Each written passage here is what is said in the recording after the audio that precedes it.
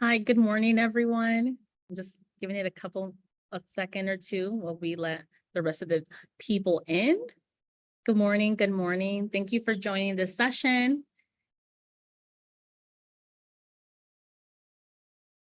The session title is OMD Scholar Success, Providing a Holistic Approach to Academic and Professional Achievement. Thank you for joining us. I'm briefly going to introduce Dr. Jessica Papa. She's a director of 1 Million Degrees at Harper College.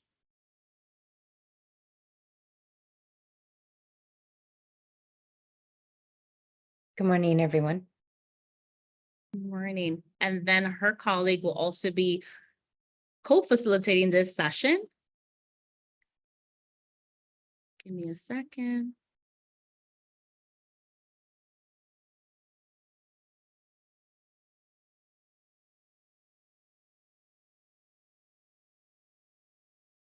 And then we also have Monica that will be joining us and facilitating the session as well. Good morning, everyone. Thank you for being here.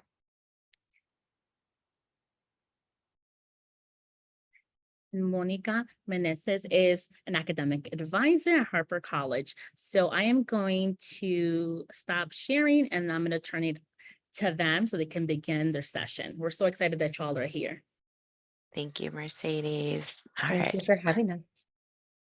Thank you. All right, so good morning, everyone. Welcome. As Mercedes mentioned, today our session is OMD Scholar Success, Providing a Holistic Approach to Academic and Professional Achievement. So today we're going to talk about the 1 Million Degrees program at Harper College. Some of you may or may not be familiar with the 1 Million Degrees program. It is a program that is at the city colleges in Chicago. Our program at Harper does run a little differently, so we're going to explain a little bit about what that model looks like. But before we do that, we are going to start with a temperature check. Now, this is something that we do with our scholars. We have a weekly class that will explain a little bit more as we get into the model that we follow. But we do this with our students to provide an opportunity for them to check in with themselves, right? We are always on the go and we always have so much stuff to do that we never have the opportunity to really ask ourselves, how are we feeling, right? And so we wanted to start this opportunity to ask you all, how are you feeling, right? It's a Friday morning, you all are here, or do you have your coffee? Do you feel great? Would you have benefited from 15 more minutes of sleep, right? So either put it in the chat or put your fingers up if you have your camera on. But 1 is I am stress-free, ready to get the day going. 10 is, oh my God, I'm about to pull my hair out. I'm so stressed. So put it in the chat and share with us, how are you feeling today?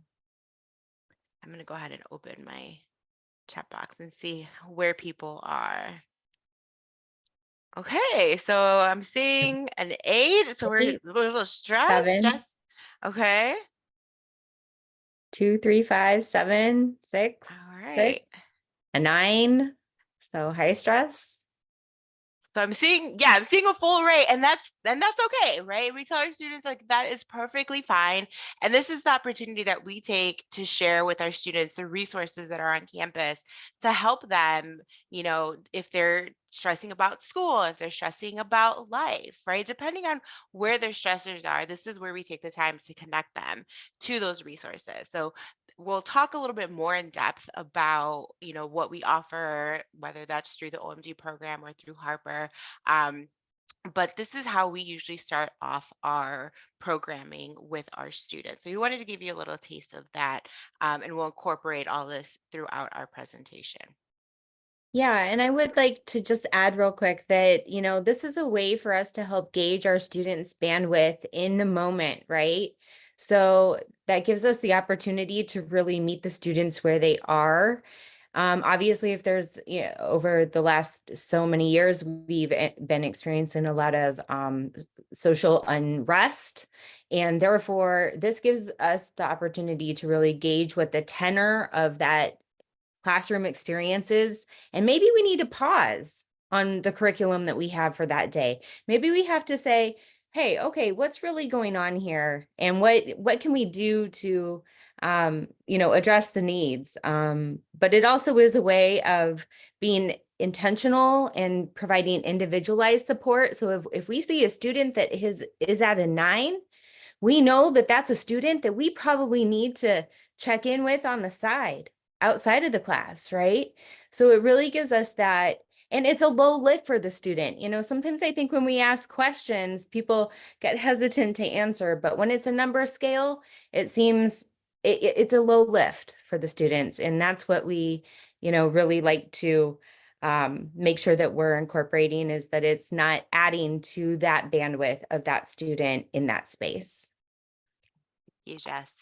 All right, so this is the framework that we use for the 1 million degrees program.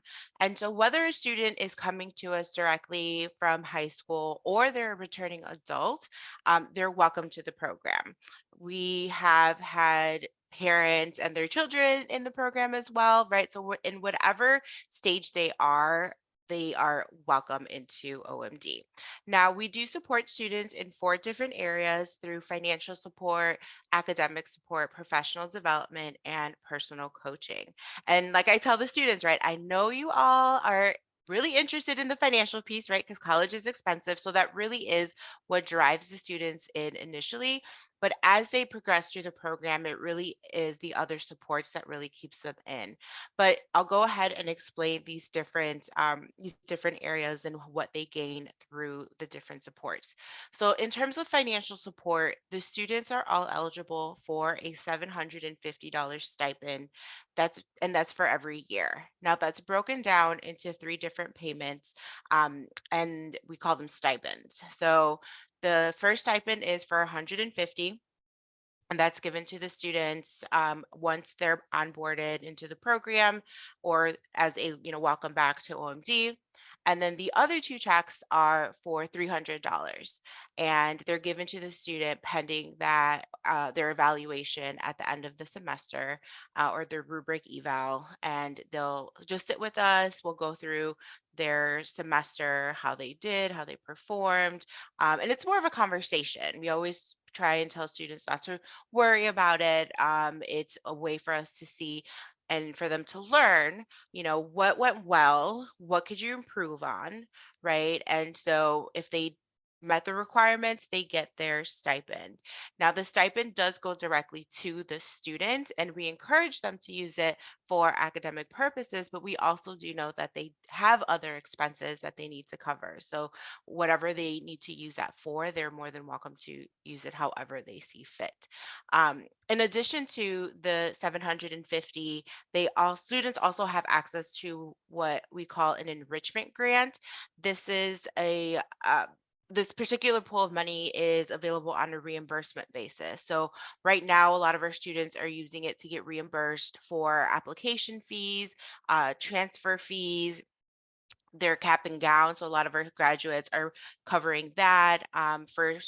Those of you that are familiar with a community college, Phi Theta Kappa is an honor society that students get invited to join if they meet certain criteria. There's an $80 membership fee, and so we can reimburse that for them. And so students will just turn in receipts, and we can reimburse many of these expenses for them, up to $250 for the year.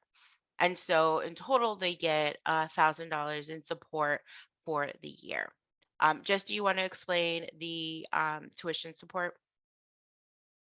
Yeah, so we also have, so our funding is basically divided. So 1 million degrees offers the students the stipends, and that funding comes through that resource.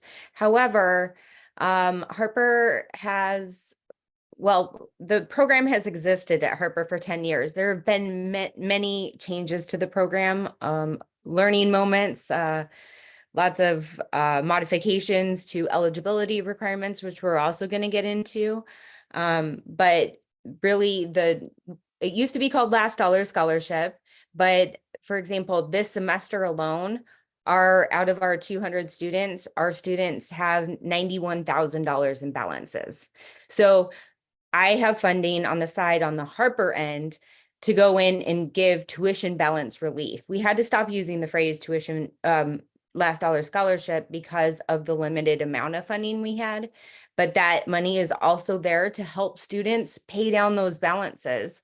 And of course, again, we asked them to use their stipend toward their, tuition expenses, books, things of that nature. But we also understand that life happens and maybe they had to use the money to fix their car to be able to get to work or to school. So that's a little bit more of the funding aspect on the back end. Yes. And we also do connect them to the scholarships that are available through Harper. So we actually just ended the foundation scholarships, had their deadline this past Friday. So we connect them to those scholarships. We connect them to community scholarships. So any opportunity for students to gain additional financial support, we connect them to that as well. In terms of academic support, there are two academic advisors designated to the OMD scholars. So it's myself and another colleague. So these students are assigned either to her or myself, but they do have access to seeing either one of us. And so the program is designed to be extremely high touch. The students are required to see us at the very minimum once per semester, but we find that they're seeing us at least 2 to 3 times throughout the semester. And so students are there, we're there to help them pick out their classes, but we find that they're all, we try to stress to them that we're there to support them holistically, right? If there's something going on outside of the classroom, it's going to impact them in the classroom. So we try to make sure that we build those relationships where they feel comfortable coming to us and letting us know that something is going on so that we can find the resources to help them. And so if we can help them, figure out how to navigate whatever's going on outside of the classroom, then we'll know that they'll be able to succeed in the classroom. And so while I am an academic advisor on the Harper side, I'm also fulfilling the role of program coordinator on the OMD side. So there's two roles that I play within the students kind of they're in my relationship with the student. And so like I mentioned, I'm always reminding them, like, I'm here to serve you. A lot of my students always, they feel like they're wasting my time or they're a burden, and I have to constantly remind them that the time that I have here with you, their appointments, like, this is your time. I am here to help you. You are not wasting my time. Like, come with me to with your questions. And because they're always like, I only have one more question. Like, ask me all the questions you want. And so they come with this mindset that I'm like, I'm a burden. And like, no, you're not. And so we have to help guide them and help them navigate that space where, like, we are here to serve you. And so beyond the academics, we're there to support them with any issues that they may have, and find the resources that they need. In terms of professional development, students do have access to several opportunities to grow professionally. We host what are called scholar development sessions. These sessions are typically held on a Saturday. We actually have one coming up tomorrow.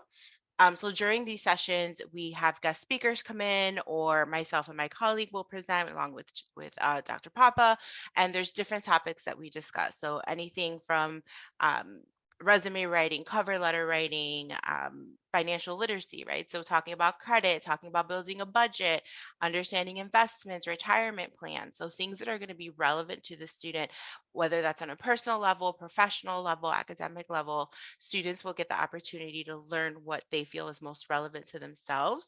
And so they get to pick normally between one of two workshops to attend. Because of the pandemic, we had to shift to going online. And so we've had to stay online. Tomorrow will actually be one of our first in-person SCSs. So we're really excited about that. But students will get to choose whichever workshop they want to go to, and learn from whatever topic we have during that time. Now, in addition to the workshops, students, we've been able to take them to conferences. One of my favorites was, I think at this point 2 years ago, we took them to a conference at U of I. It was the ILEA conference. Some of you may be familiar with it. We took a total of 55 students, and we left at like 5 in the morning, and we were surprised only 2 students didn't show up. One was sick and one did oversleep, but the dedication for the students to be there on time, and this was actually one of the first outings coming back from COVID. It was amazing to see just the level of community that was built. Students that were maybe just quiet and isolated in the beginning had built like this friendship at the end of it, and many of the students came back saying like, I want to come here. Like it had been their first time going on a campus. We got a campus tour, but prior to going to the conference, students got to learn, what is the conference, why do we have these, what do you do there. We talked about networking, we talked about an elevator pitch, right? And so students got to learn about all these different aspects of conferences and why they're important, but they also got to learn about visiting a college campus. What questions do you ask, right? And so it was a lot. There's a lot of moving components into that, and so we're actually going to do that again this year with the same ILEA conference. We find that it's really student friendly. That'll be held at NIU.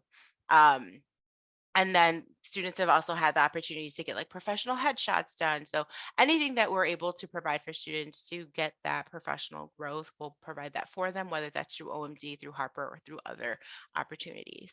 And then the personal coaching, students are paired with a coach. So when we onboard students, there's a questionnaire that they fill out, and it helps us get to know the student better, but it also is used to pair the student with a coach. The coaches are volunteers from the community. A good portion of the coaches are from Harper. And so if we can't find a coach that is from the career that the student wants to pursue, we use that questionnaire to pair them with someone that they're compatible with. So the coach will take on, we tell the students, what is it that you're looking for? Is it someone to help guide you on your career path? Is it someone that you want to motivate you? Is it someone that you just want a sounding board? What is it that you're looking for? And so based off of that, we'll pair them with a coach, and they're responsible to meet once a month with their coach. They can meet over the phone, they can meet in person, virtually, whatever their comfort level is. So regardless of whether the individual is planning to transfer to a 4-year or go into the workforce, these are all the supports that the student is going to get through OMD. And we'll continue to elaborate on these as we move through the presentation. Jess, is there anything else that I may have Nope. missed? Time check. Keep All going. right. Yeah, let's keep it moving. So who are our students? So OMD is targeting low income students. That is a requirement for students to be part of the program. First generation full-time it used to be a requirement that they had to be full-time. Now we are allowing part-time. Just to clarify, for the low income, yes, students have to fill out their FAFSA. If they're not eligible, that's okay, right? We have the alternative app, but there's other ways that we measure the low income aspect.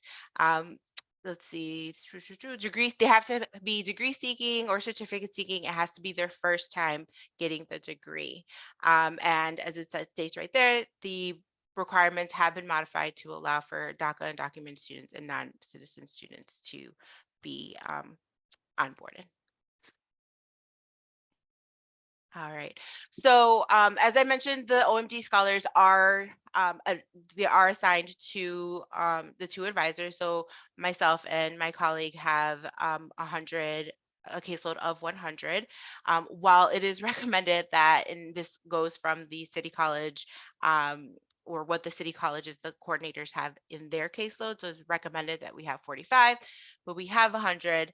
And we find that it's still manageable, but in comparison to the regular advisors at Harper, which on average they have 260, but we find that they actually do have much more. But our caseloads are significantly lower, which does help us provide a more dedicated service to them. We also do use a texting application called Remind, which gives them access to us. And we find that they are really good about boundaries, right? I always joke and tell my students, you can text me at 3 a.m. I'm not going to reply. But I will reply within, like the next business day. And the students have been really good about it. And they're, unless it's an emergency, which we have had some one-offs. But for the most part, students are really good about, texting within the normal business hours. All right, let's keep it going. Okay, so as part of the requirements for our first year students, they are required to attend a weekly seminar. And so this serves essentially as an FYS course or first year experience class. The class is free of charge. It's like a continuing education course. So students are not charged for it. They don't receive any credit for it. But it is essential for them, especially for the first gen students who are they're new to college. We help talk about topics that are going to be helpful for them in navigating this new transition into this new space, or even for returning adults coming back and navigating, a lot of the spaces are now virtual, right? What does that look like? Or maybe they're new to Harper, right? So a lot of the conversations we have are on the resources that are available, how to, navigate getting access to tutoring, getting access to even just looking at the different we use the degree work. So what does that look like? What does it mean that I have to complete a world culture and diversity requirement? So we talk about all these different topics during the weekly seminar, and it also provides another point of contact for the students to have with us. So Monica, I need to set up an appointment. That's great, right? Let's do this right now instead of you having to call or send me an email. We'll do it right then and there. So again, this kind of just reiterates a lot of what we provide for our students, the coaches, having someone else that they can connect to, especially if it's a Harper employee, right? They have another point of contact at the college. We do request that all of our students, or it's not request, it's required that all of our students turn in their midterm grades. So at week 8, all students are required to turn in midterm grades. We always have to remind them, we're not here to punish you. We're not here to yell at you if you're not doing well. It's a way for us to see what your progress looks like. And, if you need help and support, that's what we're here to provide, right? So if students are getting a D or lower, they will be required to attend tutoring. Again, we're like, that's not a punishment. It's to help support you. So these are some of the things that we do in terms of, help providing that additional support. All right, Jess. Monica, can we actually go back to the last slide? Yeah. There were a couple things that I wanted to highlight here. Obviously, with the weekly seminar class, with the pandemic, we had to switch everything into virtual. Being a suburban commuter campus, we have discovered that obviously transportation is a major barrier for our students. So we have been polling our students as we've been emerging from the pandemic, returning back into the campus spaces. So we're constantly doing that temperature or check with our students to see what modalities are they actually preferring now, given the fact that before the pandemic, those modalities weren't as readily available to our students. And so, because we are a commuter school, transportation issues are a big deal. And because of that, we decided this year that we were going to offer 1 in-person weekly seminar class and 2 virtual. And we have the students who really want that in-person component, but then we also have the students that really are having some of those transportation barriers. Even the local bus system stopped coming to Harper for a short period of time. And so it's been trying to build those resources for our students again. And then the other thing I would want to say is that students are also allowed to go inactive within our program. So that is a key. That is a key component to this program, because a lot of programs, or scholarships, if someone stops, attending something, and maybe they lose scholarship, maybe they lose that funding, right? But we allow students to come to us and say, hey, you know what? This is what's going on in my life with my family, or maybe my work situation, my transportation situation. I need to take this semester off, or maybe I have to take next semester off. for whatever reason. And then what we do is we go ahead and we say, okay, let's press pause. And when you are ready to come back, please join us. So, and most of our students come back to us, even after they've stopped out. And I know a lot of times in higher education, we see that disconnect, the likelihood if a student leaves the campus, that we've now lost that student. That's a student, back at large again. But our success and our lessons learned with OMD is that keeping that window open with the students is essential to getting them to re-engage. And most of our students re-engage because they have that personal connection, with the OMD team. So that's just something I really wanted to accentuate there. Okay, so now we're going to be, trying to, I don't want to say rush through some data, but the data is pretty self-explanatory. This is current data from this year that we are, obviously our success rates before the pandemic were incredible, but everything was in person at that time. And then obviously the pandemic, we had to make that switch. Students were required to be full-time to be in the OMD program prior to the pandemic. I worked with the CEO of 1 Million Degrees and I said, hey, we got to switch this. As long as we keep students in even a single class and have that communication with us, that is the most important thing. And so I think these numbers are indicative of the fact that the GPA is higher of our OMD students versus the comparison group. Obviously, the total credits earned is a greater amount of credits earned each semester as they progress through the program. And then also that fall to spring persistence, that's pretty remarkable, right? 93% is significant for sure. I would say that it's the, holistic wraparound supports of this that make it obviously are able, that's what allows us the opportunity to present this wonderful data.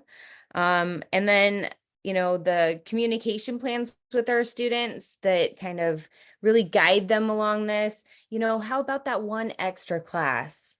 How about, do you think you can just do that one extra something, or maybe go to tutoring and get that help to get your GPA just a little higher, right?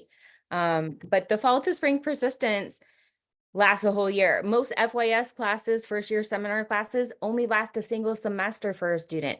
We require that our first year cohort, as we bring in a new cohort each year, we require them to be in the weekly class with us for the entire year. Because something that we may have shared with them, last week, I feel like sometimes we can be the broken record, but maybe the information wasn't important to the student last week, but now all of a sudden they have something come up in their lives and it's important to them this week, and now their ears are perked up and now they have questions about it. So it's sort of that reiteration that is paramount to the success and that fall to spring persistence especially. So again, want to make sure I'm trying to leave time for questions at the end. The data on this slide really talks about, Harper has this model that basically says, okay, if students are meeting these three momentum points or metrics, then they are far more likely to, graduate, persist, all of the above. And so in this chart, you can clearly see that the creation of an academic plan, enrolling in 6 or more credit hours, and then also the ability to have a GPA above 2.5. And then, OMD students, because they are in constant communication with us, are easily able to reach those points, right? And so I think the other important thing to note is the chart on the right shows fall to spring persistence by ethnicity. I will take the moment to say that the majority of our students are Latinx students, and that has been due to the changing demographics in our district and area, and also the increase in suburban poverty. So that is part of the reason the OMD program was brought into Harper College. And as we know, with equity gaps, we're really looking at Black students, Latinx students, and especially males. So that is that slide. Essentially the chart on the right is, all of this is very, in my opinion, self-explanatory, right? So I don't think I need to go too in depth with it, but I think that you can really see that the graduation rates of our students are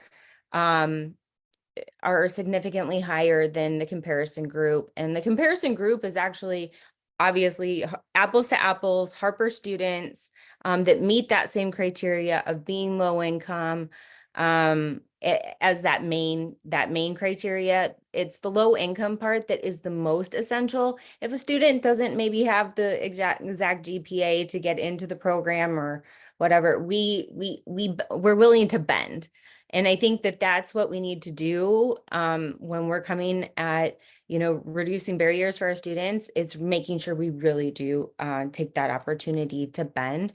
And students are allowed to be with us. Like, even though 3 years is considered this metric, they're allowed to stay with us the entire time they are at Harper College.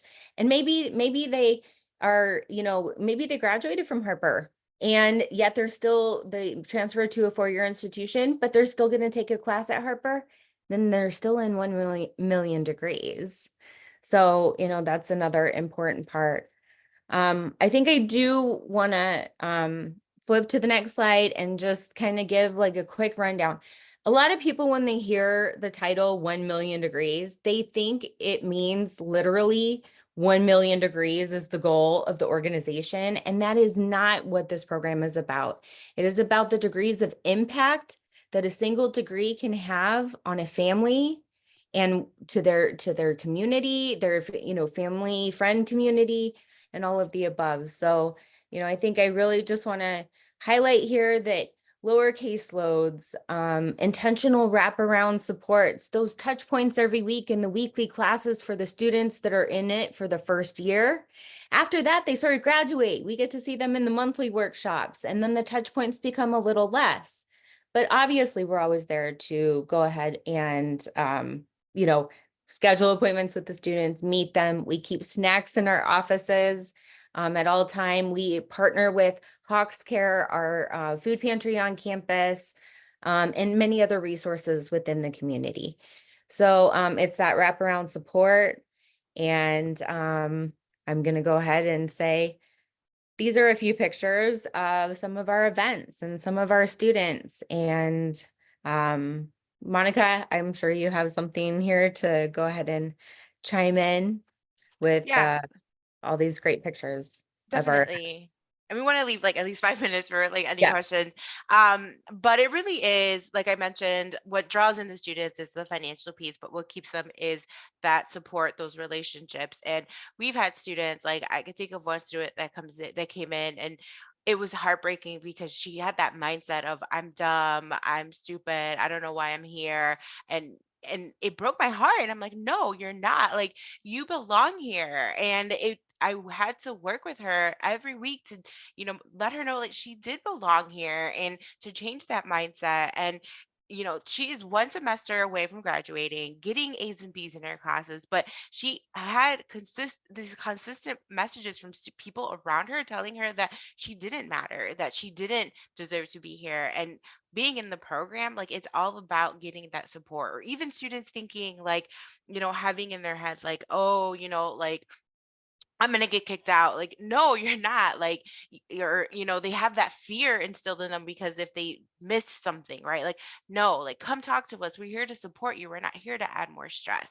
And so that really is that culture of care that we create, those relationships, that really is what makes the difference for these students, that they have the support, not just financially, but emotionally. And it as you can see from this data we shared, that's what helps in our success, and creating these opportunities to celebrate them, right? In our SDS sessions, we have a section where we do Scholar Good News, and we encourage our students to share with us any little tidbits or any accomplishments that they've had. And we've had students that have even shared, I woke up this morning. Even that was an accomplishment for them, and we're like, yes, let's celebrate that, right? Nothing is too small. And so that is what really helps them, and they know that they have the support. So I'm going to go ahead and stop there. I think we have maybe time for one question if there is one, but please do not hesitate to reach out to us. I did see some questions on the board. One of how you can get involved with OMD. We're always looking for coaches. So I'll put in the chat the link to how you can be a coach. So I'm going to stop sharing, put the link in the chat. And then if you do have any questions, please put it or let us know. So let me just go ahead and put the link in the chat. I saw a question in the chat. Can you talk about how you might incorporate efforts with services in the institution? So, I mean, as we know, it takes a village. It's, that's the one thing about being embedded at the college. We are Harper College employees, but we straddle the nonprofit world with the 1 Million Degrees partnership. So having access to know who on campus to reach out to, that is, I think, the biggest thing is being a Harper employee means we have greater access to know if this person might not know the answer, then we know we can go find that answer much easier than if we were not embedded at the institution. I'm trying to see other questions. I did see a question regarding, so this is where the Harper model differs from the city colleges. The OMD student only has one advisor, and they don't have an OMD advisor or like a Harper advisor. So I serve as both their program coordinator, which is the term used for OMD, and the advisor, which is why we feel this model is really successful, because they don't have two people to kind of see. They just have that one person, because I have access to all their academic information. I have access to all the information on the OMD side. So that really helps them in having to just see that one point of contact, as opposed to trying to like two people trying to figure out what's going on with this one student. Yeah, and as our team, I see questions in here about mental health concerns or potentially connections with ADS, access and disability services. We work extremely closely with those areas of the college, and we, in fact, we moved to accept high level ESL students and international students into the program. So we definitely work cross collaboratively with other areas on campus where we're seeing the greatest need come in, that would benefit from the program. I'm trying to see, I know that there's more messages, and I know we're at time almost. Yeah, I did just Mercedes did put in the chat. Please put your questions in the community board. I'll be happy to look at them. And then I'll go ahead, and I know we didn't put a slide with our info on there, so we apologize, but I'll go ahead and put my email in the chat. So if you do have any questions, please feel free to reach out. I'm more than happy to connect. Thank you for that. Thank you for everyone for joining. Thank you for our presenters for talking about OMD and the great work that you all are doing. I know we are at time. Again, like I mentioned in the chat, if you have any questions that didn't get answered right now, we understand, take them to the community board if you are connected to the Whova platform. If not, feel free to reach out to the presenters post-event, post-day, and I'm pretty sure Dr. Jessica and Monica will be glad to connect and collaborate. Again, thank you for your time. The next session is coming up at 10:10. So we're going to conclude this one. And again, we are going to close it out, and then you get to pick the concurrent sessions. And the community board is on the Whova platform. I sent an email this morning about how to get access to it, but I can also reach out to you and put it on here, and reach out to you, Elizabeth, as well, okay? About how to connect on there. You do have to log in. Thank you. Again, thank you, Thank everyone. you. Thank you, everyone. And we're gonna conclude this session and go on to the next one.